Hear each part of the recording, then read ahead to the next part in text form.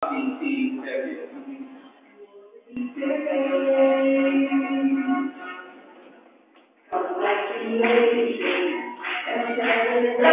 honorable mention is a winner in history quizzing, winner geology quizzing, winner astronomy quizzing, and excellence in science. He is Abdul Rafi C. Mahmoud.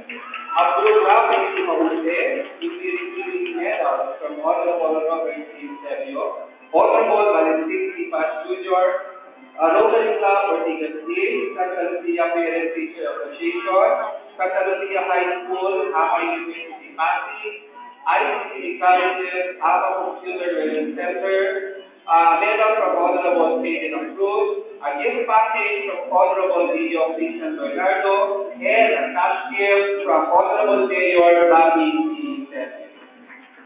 He is also recipient of a given by Certificate Corporation and the University of the East.